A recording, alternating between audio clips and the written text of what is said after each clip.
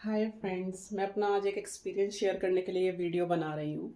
मैं 2 महीना पहले महाकाल के दर्शन करके आई हूँ, उज्जैन गई थी।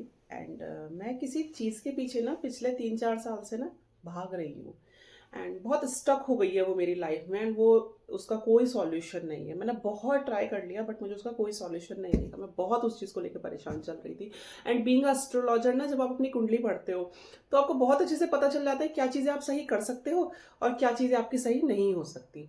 तो वही मेरे साथ हो रहा था कि मैं एक गिव अप कर चुकी थी। तो मैंने सोचा लास्ट महाकाल के दर्शन करके आती हूँ, शायद मुझे वहाँ पे उसका सॉल्यूशन मिल जाए। 2 महीने हुए थे, कोई उस चीज़ में कुछ मुझे सॉल्यूशन नहीं मिला। बट मैंने एक रील देखी थी, उसमें ऐसे बोला था कि आपकी लाइफ में कोई चीज़ अगर नहीं हो रही है तो एक बार महाकाल के दर्शन करके आओ। लाइफ एक टर्निंग पॉइंट अगर चाहिए तो वहाँ आपको जाना चाहिए। तो मैं होकर आई थी। 6 तारीख को मुझे पूरे 2 महीने हो जाएंगे वहाँ पर गए हुए। एंड अब एक होप भी खत्म हो गई थी कि वहाँ से भी आ गई, तब भी कुछ सही नहीं हुआ।